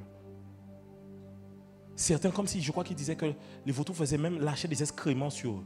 Ils déféquaient. Rick Joyner avait la vision qu'il déféquait. Et qu'il voyait les chrétiens attaquer l'église. Il a une vision de chrétiens qui attaquent l'église. Comment les chrétiens attaquent l'église? Parce qu'ils ne veulent pas changer. Ils résistent. C'est ce que je vous ai dit hier. Vous êtes là à l'église et vous dites, quand la prédication arrive, tu dis Amen, hein, c'est pour toi, mais tu n'arrives même pas à voir que c'est pour toi. Même dans ta manière de dire Amen, ça se voit que tu n'arrives pas à voir que c'est pour toi. Même moi, des fois, j'ai de mettre poche, mais c'est pour toi. C'est pour toi. C'est pour toi. Pourquoi? Parce qu'en fait, ça se voit que genre, c'est en mode, ah oui, il faut qu'ils entendent aujourd'hui, pasteur. Même Satan à l'intérieur de toi, oui, il faut qu'ils entendent, il faut qu'ils entendent. C'est qu'en fait, tu ne te rends pas compte que tu es voilé à ce niveau-là, ça. Mais est-ce que vous savez que les gens peuvent faire 20 ans comme ça? Et quand les gens développent ça trop longtemps, c'est difficile à perdre. Vous êtes prêts? Avec moi, apôtre, je te pardonne. Vous comprenez pourquoi certains d'entre vous qui avaient accepté Christ et qui prenaient la décision de changer, vous vous retrouvez en inimitié avec des gens de votre famille qui se disaient chrétiens. Parce qu'ils n'ont jamais réellement été convertis totalement. Ils sont chrétiens, mais agrippés par des choses. Ils sont devenus des bornes Wi-Fi de mauvaises choses. C'est qu'ils sont en Christ, à l'église, tout ce que tu veux. La femme à la perte de sang, vous savez que ce n'était pas quelqu'un qui était dans le monde. Hein? Non. Non. Mais elle était quand même courbée. Qu'est-ce qui t'a courbé depuis longtemps? Qu'est-ce qui fait que tu es chrétien, mais tu réfléchis encore comme un père? Des fois, c'est des péchés que tu ne veux pas abandonner. En plus, Satan, au départ, il te laisse pécher, mais ensuite, il va commencer à te convaincre de la raison pour laquelle tu peux pécher. Oui. Et maintenant, vous avez des rêves et des songes. Je vous remercie. Vous avez des rêves et des songes, suivez-moi bien. Tu as des rêves et des songes. Tu vis dans le péché, hein, dans le péché le plus total. Tu as rêve et songe et tu as l'audace de venir nous dire que Dieu te parle. Tu as l'audace de nous dire, Dieu m'a dit un truc. Dieu t'a rien dit pour ta propre vie? Attends, non, je suis désolé de vous le dire. Trop de chrétiens aux Antilles aiment avoir des prophéties, des visions et des rêves et dire que moi j'ai des dons, mais vivent dans le péché et veulent qu'on les écoute. On n'a pas à t'écouter. On n'a pas à t'écouter. Parce que toi-même tu n'écoutes pas Dieu. Pourquoi on va t'écouter? Mais toi-même tu n'écoutes pas Dieu. Pourquoi on va t'écouter? Tu n'écoutes pas Dieu. Tu n'écoutes pas Dieu. Pourquoi on va t'écouter? N'oubliez pas hier que je vous ai dit que la chair et le sang donnent des rêves, donnent des visions, donnent des prophéties, donnent ce genre de choses. Mettez vos vies en règle. Je vous assure, les amis, si vous ne mettez pas vos vies en règle, en fait, Satan, le diable, avec même les choses qu'ils ont fait rentrer dans la Constitution dernièrement, Satan est en train d'institutionnaliser l'iniquité et le péché à un haut niveau. C'est-à-dire que quand certains États prennent des décisions, c'est un envoûtement qui relâche sur toute la population. C'est-à-dire que maintenant, si tu regardes bien, on est dans un siècle où si tu réfléchis différemment, tu as un problème. C'est le signe que les gens sont envoûtés. Ils ne sont pas capables de réfléchir. Et ils vont te faire croire que c'est toi qui es bizarre, alors qu'ils ne se rendent pas compte que c'est eux qui réfléchissent comme toute la masse. Mais si tu es chrétien en Christ Et que toi, tous tes trucs avec lesquels tu es d'accord, c'est ce que le monde raconte. Je vais te dire la vérité. Tout ce que le monde raconte là, vrai, je suis désolé de te le dire. J'ai dit ça hier par exemple. J'ai dit hier, les thérapies, ce n'est pas mauvais. Mais la thérapie n'amènera jamais la restauration de ton âme. La thérapie va amener la consolation, mais pas la restauration. La thérapie va t'amener à ne plus pleurer pour ce genre de choses, mais pas la restauration. Pourquoi? La consolation de la thérapie, c'est qu'on va t'apprendre à pleurer, ouvrir ton cœur, être transparent sur la chose. Deuxièmement, on va t'apprendre à pouvoir exprimer, à en parler, à avoir un lâcher-prise là-dessus. Mais après ça, comment tu fais pour changer le système de pensée si tu ne le remplaces pas par autre chose qui n'est pas la parole de Dieu? Comment? Comment? C'est ça que je dis, il faut des thérapeutes chrétiens, il en faut, qui amènent la parole de Dieu, qui même avec l'Esprit de Dieu travaillent pour pouvoir permettre aux gens de pouvoir vivre en avant et en après. Tous les sujets de votre vie, écoutez-moi bien, retenez ça, il faut que même je fasse un livre là-dessus. Tous les sujets de votre vie ne peuvent pas être conduits par des articles, des journaux, des publications que le monde écrit. Ce n'est pas possible. Si vous menez votre vie comme ça, vous finirez par réfléchir comme eux et avoir les mêmes résultats qu'eux. Même. Et vous vous demandez comment vous faites pour qu'au final, vous arriviez à douter de votre foi. Qu'est-ce qui fait qu'à certains moments, tu arrives et tu doutes de toute ta foi? Mais de quoi te nourris-tu? Au lieu d'aller ouvrir ta Bible pour savoir qu'est-ce que Dieu dit là-dessus, tu vas chercher sur YouTube tout ce que les gens vont dire là-dessus. Les amis, dès que ça touche aux choses invisibles, il faut même aller chercher Dieu. Il faut aller chercher Dieu. Et aller chercher les gens qui ont reçu les ressources nécessaires pour pouvoir t'aider à t'en sortir. Parce que le monde dit des choses bizarres. Le monde dit des choses étranges. C'est la raison pour laquelle toute église qui prêche comme ça vit des combats parce qu'elle détruit des principes, des forteresses établies dans la vie de la population pour les amener à voir comme Dieu veut voir. Aligne-toi à la parole de Dieu. Est-ce qu'on peut continuer? Même en Galates 5, on continue.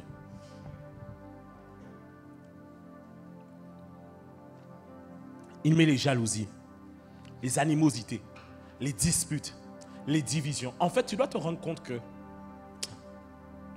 à ce niveau-là, c'est plus seulement une question de, quand on est chrétien, suivez-moi bien, quand on est chrétien, c'est plus seulement un niveau où j'ai juste péché.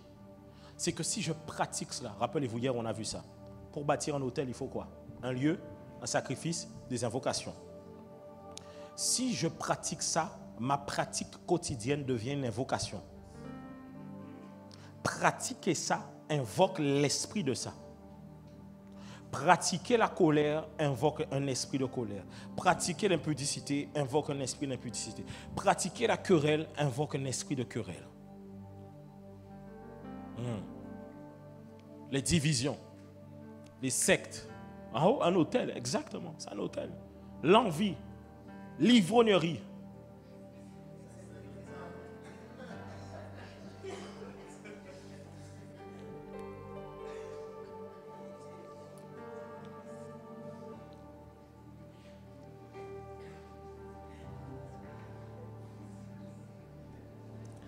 Tu as le droit de manger.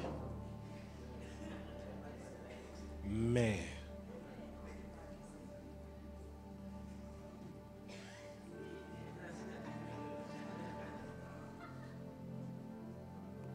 vous savez, hein, suivez-moi bien. Quand vous servez Dieu et que vous êtes efficace et que Satan veut vous détruire, il vous enverra tous les péchés qui détruisent le corps. Oh yes. Quand Satan voit que tu es efficace et que si jamais tu es trop au top de ta forme, là, tu vas faire beaucoup de dégâts, il t'envoie tous les péchés qui détruisent le corps. Il t'envoie l'impudicité. Parce que, regardez, on a dit, hein, et même quand on parle des hommes de Dieu, on réunit les trois choses. Money, power and sex. On réunit les trois choses, mais on oublie money, power, sex and food. Il faut mettre le quatrième. Il faut mettre le quatrième. Il faut mettre le quatrième. C'est-à-dire que tu ne peux pas être là et quand tu vois la nourriture, ton ventre est plein, mais ton ventre s'ouvre.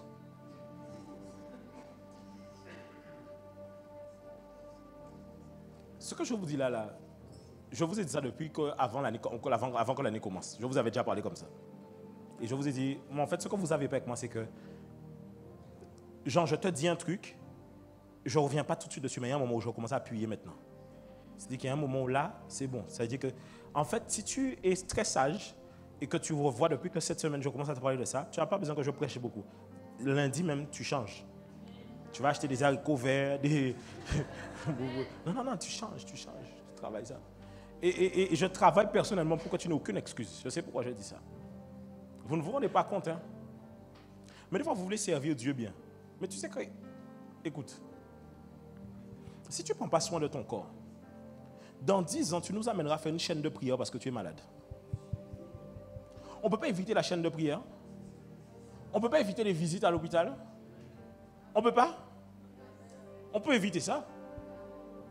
C'est la raison pour laquelle faites très attention à ça. En plus de ça, certains empoisonnements et envoûtements que le diable met, ce n'est pas pour t'empoisonner que tu mets ou que tu aies des esprits impurs. Des fois, c'est pour que quand tu manges là, quand tu touches à cette nourriture-là, une fois que tu as touché, ton appétit augmente comme si c'est incontrôlable. Oh yes, je sais de quoi je parle.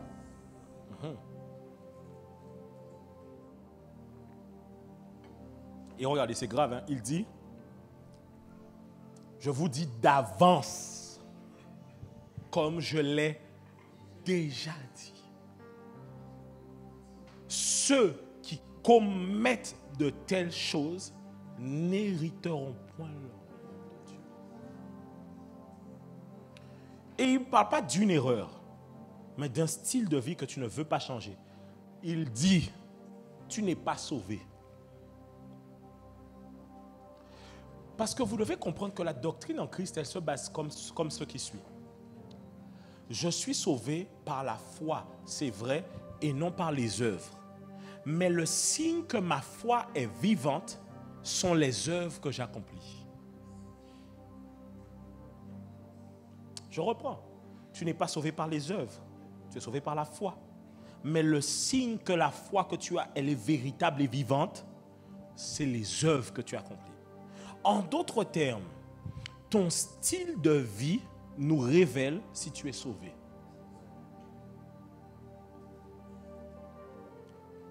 Et tu vois, regarde, quand je te dis ça, le diable est en train de te dire, ouais, mais regarde-toi ta situation quand même. Ça veut dire quoi? Que tu ne vas plus connaître jamais personne intimement jusqu'à ce qu'on vienne t'épouser? Alors que tu n'es même pas sûr que quelqu'un viendra t'épouser? Pourquoi tu n'as pas déjà dit arrière de moi, Satan? Pourquoi tu n'as pas déjà dit arrière de moi, Satan? C'est un réflexe que tu dois avoir à l'intérieur de toi. Dès que les pensées montent, arrière de moi, Satan. Quelqu'un commence à parler, dire un truc, tu passes à autre chose. Directement, ça développe ce réflexe.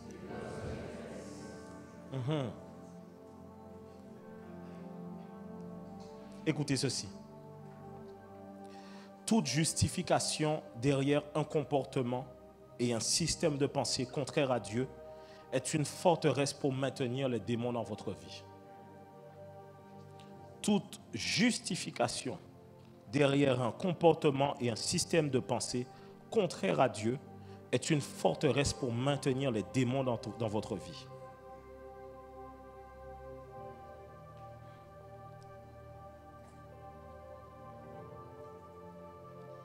Alors, pour pouvoir prendre l'autorité, faire ta propre délivrance, voici les clés que tu as. Remets-moi maintenant, on va terminer avec le passage de Luc, qui dit, Luc 11, 24, on reprend 11, 24. Il dit quoi? Lorsque l'esprit impur est sorti d'un homme, il va dans les lieux pour chercher Dieu.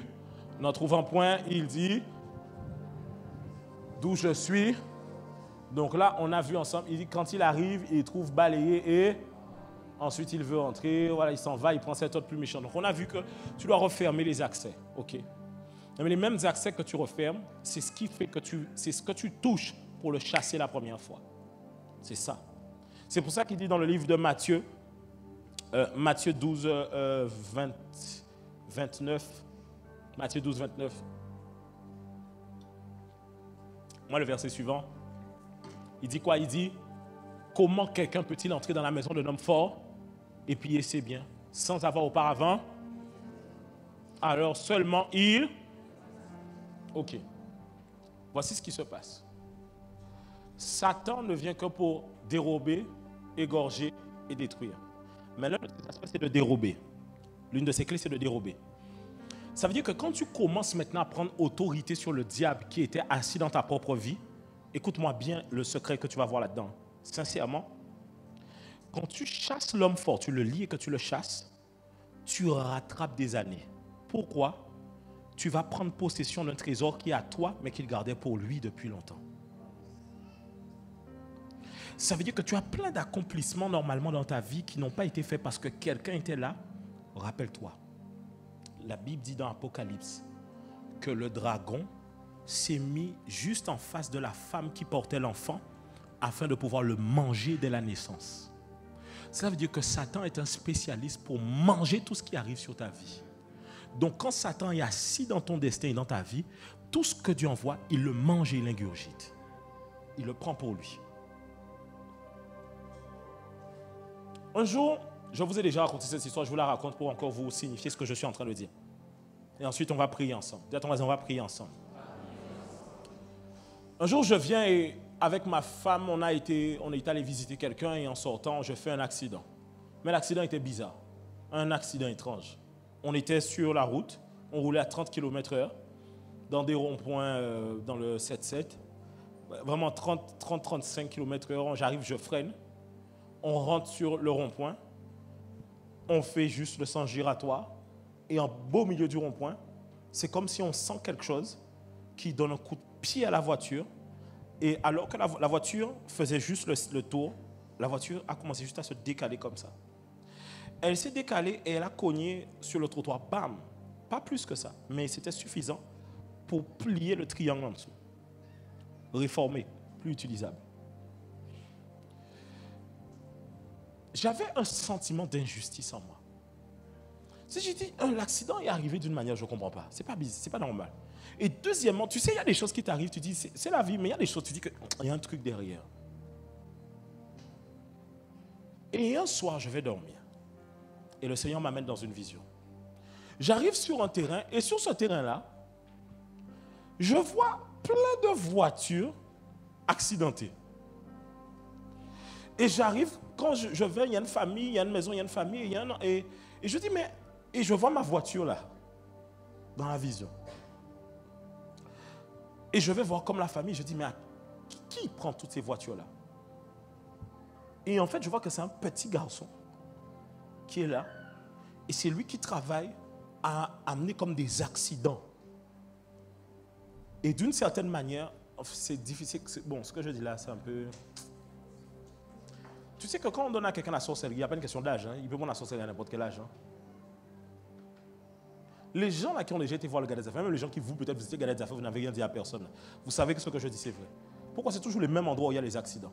Ce n'est pas une question des fois de « oh la route elle est dangereuse ». C'est qu'il y a des gens qui travaillent là pour ça.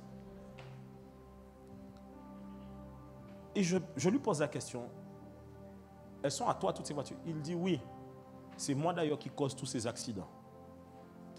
Et j'ai compris au final que certaines choses que l'on a, certes, par exemple, l'excuse que j'avais, mais écoutez bien, le jour où j'ai fait l'accident, je vous donne un détail de plus, mais qui est très délicat. Le détail de plus, c'est que le jour où j'ai fait l'accident, il pleuvait. Donc si je réfléchis avec mes pensées d'homme, je dis que c'est parce qu'il pleuvait. Mais parce que j'avais une conviction au fond de moi que ce n'était pas normal, le Seigneur est venu me montrer que c'est ce qui était derrière. Ça veut dire que dès lors que tu commences que tu refuses ce que le diable veut te donner comme pensée, Dieu expose et te montre là où les choses sont cachées en réalité. Un jour, quelqu'un était malade. C'est l'une des choses qui a déclenché en moi le fait de prier pour les malades. Cette personne a été malade. Je disais à Dieu, mais ce n'est pas normal, c'est quelqu'un pour qui j'ai beaucoup d'amour, Je disais, mais Seigneur, je prie pour beaucoup de gens et cette personne-là, elle n'est pas guérie, ce n'est pas normal. Je pars en retraite. En général, à mon anniversaire, je pars en retraite pour travailler. Je rends gloire à Dieu pour ça. Il me donne une année de plus. J'ai dit, cette retraite-là, je veux la mettre aussi à part pour cette personne-là. Et la personne avait un problème à la peau. Je me retrouve chez la grand-mère de cette personne, avec toute la famille. Et à un moment donné, je vois quelqu'un qui débarque à une réunion, à la réunion de famille, et c'était quelqu'un qui sortait comme de la mer. Et je parle à cette personne-là, mais c'est un esprit. Et quand l'esprit, non, c'est pas que je lui parle, quand l'esprit arrive à la réunion, je vois que c'est comme si c'est l'esprit là qui pose les problèmes à la personne pour qui moi je suis en train de prier en retraite. Je viens, je chasse l'esprit. Quand je chasse l'esprit, l'esprit part et retourne dans la mer. Et là, j'entends une voix vraie. Je ne me rappelle plus exactement, mais me dit, j'ai le nom même, je ne me rappelle même plus du prénom, c'est dans mes notes. J'entends le Saint-Esprit dans le songe qui me dit, comme c'est l'esprit ou c'est le même esprit qui était sur telle reine d'Angleterre. Moi, je ne connais pas. Moi, je connais les reines d'Angleterre ou quoi? Non, vrai, je vous dis. C'est-à-dire que dans la vision, je chasse l'esprit. Quand l'esprit part, j'entends le Saint-Esprit me dire, c'est l'esprit ou comme c'est l'esprit qui était derrière telle reine d'Angleterre. Il me donne le prénom même. Je sors de la vision. Je suis en mode, c'est vraiment là, il faut que j'aille chercher. Je tape sur Google, je découvre l'histoire de cette femme-là et qu'elle est morte parce qu'elle avait un cancer de la peau. Mais je ne la connais pas. C'est-à-dire que comment Dieu peut révéler ça? Il retourne dans le passé. Oh yes. Dieu peut retourner dans ton passé et aller te montrer là où les choses sont bloquées. Non, je sais que dans cette vision-là, je vous ai déjà raconté ça, dans cette vision-là, c'était le passé, je sais ça. Je le sais. Parce que alors que j'étais dans cette réunion, d'autres gens de la famille ont commencé à me dire, moi j'ai tel problème dans ma vie, à cause de ça, ils me citent les choses. Quand je vais dans la journée, en fait, les gens me croisent et m'annoncent des choses qui se passent dans la famille. Je dis, mais oui, j'étais déjà au courant. On me dit, mais ça vient de sortir là. C'était là que j'ai appris ça. Ça veut dire que Dieu est capable de retourner dans ton passé. Il est le maître des temps et des circonstances. C'est pour ça qu'il dit, je vous rendrai les années que les sauterelles ont mangées. Je vous les rendrai. Je vous les rendrai. C'est que quand tu commences à chasser l'homme fort, tu lui dis, rends-moi toutes ces choses que tu as maintenues depuis longtemps. Rappelez-vous, je vous ai dit, le but n'est pas de tuer simplement la personne qui œuvre et qui envoie des envoûtements. Pourquoi? Je vous donne un exemple. Quand Israël est en esclavage, le premier pharaon était déjà mort, il y avait un autre pharaon qui est venu. Donc il peut avoir encore un autre pharaon qui vient. Il faut que le système même soit déstabilisé. Et observez bien, quand Israël quitte, il ne quitte pas les mains vides. Il quitte avec l'or, avec l'argent, avec des choses précieuses. Ça veut dire qu'il y a des délivrances qui amènent l'ouverture de la prospérité. Bien-aimé, je souhaite que tu prospères à tous égards, comme prospère l'état de ton âme. Ça veut dire quoi? Quand l'ennemi maintient ton âme, il maintient la postérité de ta vie.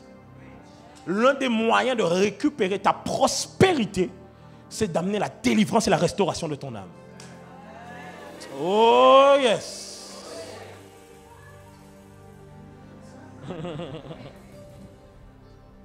Je t'explique pourquoi. Avec juste la notion de l'âme, tu n'iras qu'au deuxième ciel. C'est ton esprit. Tu es en Christ au troisième ciel.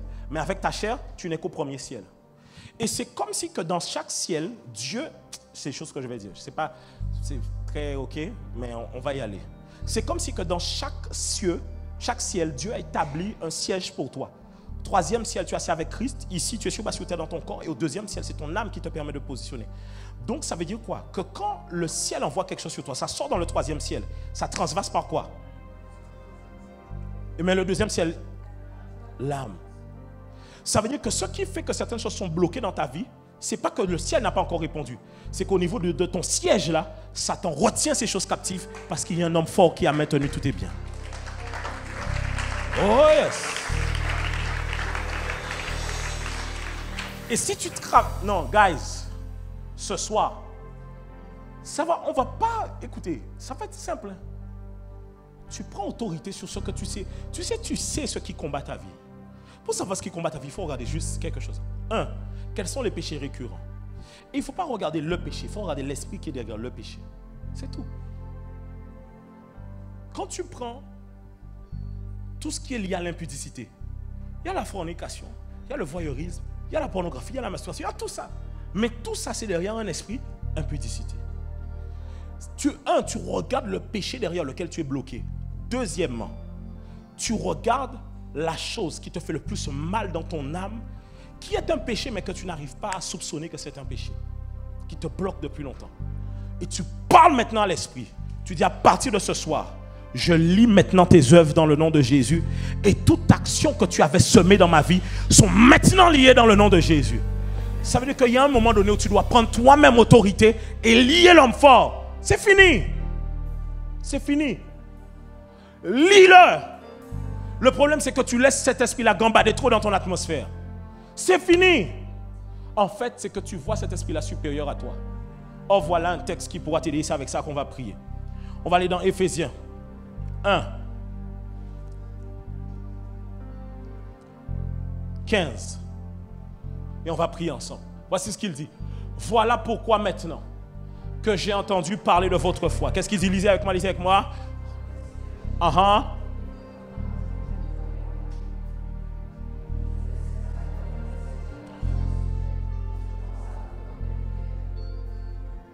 Il dit quoi? Au Père glorieux de vous donner. Qui quoi? Et vous le fera vraiment. Verset suivant, il dit quoi? Ok, là il dit qu'il ouvre vos yeux à sa lumière. Mais même dans la version Louis II. Version Louis II, il dit quoi? Il a déployé en Christ la résurrection des morts. Vas-y, avance. Non, reviens. Tu as déjà dépassé le verset. Reviens encore. Oui, reste. Il dit quoi? Les yeux de quoi? Ça veut dire que le Saint-Esprit ouvre maintenant ta vision pour te montrer les choses même que tu ne connais pas. Les choses cachées depuis longtemps. Les choses que Satan utilise depuis longtemps. Qu'il ouvre ta vision ce soir dans le nom de Jésus.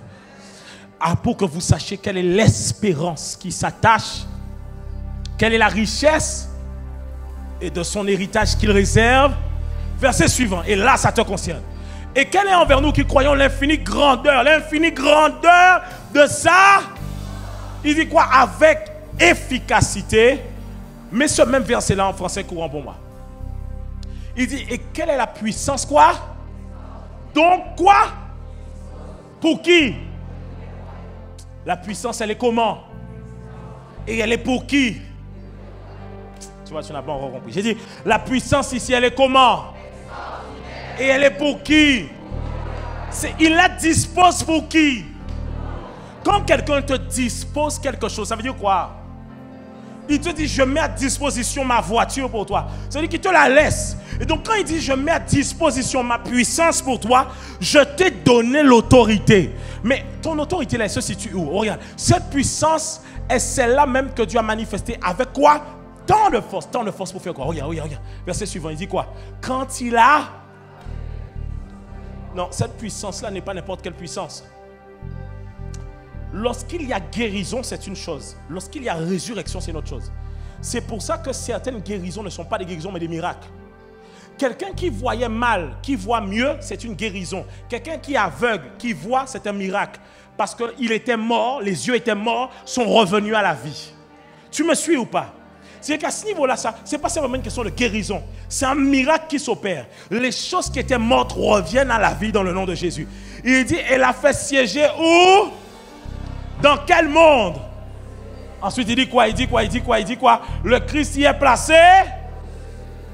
Oh là là, pourquoi tu lis ça comme si le Christ était en dessous de toutes les autorités? Il est placé où? En dessous de l'homme fort? En dessous? Au-dessus de l'homme fort? Ça veut dire que Jésus, en fait, la tête de tes ennemis sont les marchepieds de Jésus-Christ. Je ne sais pas si tu comprends ce que ça veut dire. Il dit de tout pouvoir, de toute puissance et de toute domination et de tout autre titre qui puisse être cité. Non seulement dans ce monde-ci, mais aussi dans le monde à venir. Ça veut dire quoi? Ta vie, elle est assis, tu es assis avec qui? En Christ. Où? Là-haut. Ça veut dire que tu es au-dessus de cet homme fort. Prends de la hauteur sur ce combat. Tu n'as pas compris. Ton problème, c'est que quand tu vois ton combat, tu vois qu'il n'y a que l'homme de Dieu qui est au-dessus, alors que toi et moi, là, on est tous assis à la droite de Christ. Oui, l'homme de Dieu a une puissance particulière, mais toi, tu as déjà la puissance de Christ à l'intérieur de toi. Alors prends autorité sur toi-même.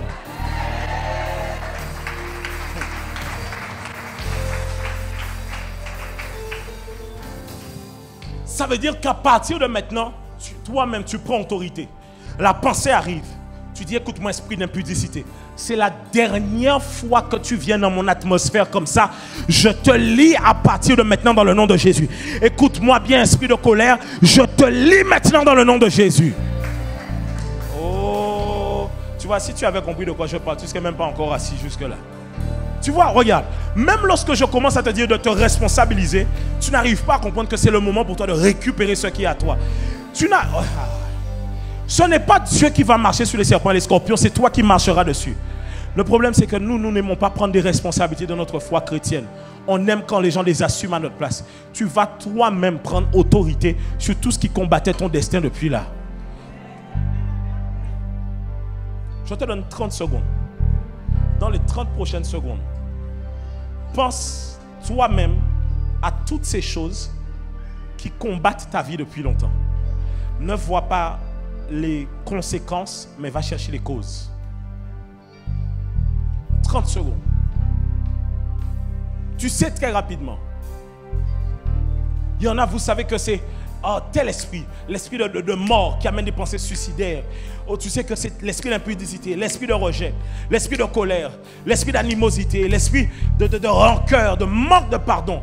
Tu sais que c'est là. Tu prends le temps. Et ensemble, nous allons prendre maintenant le temps de prier.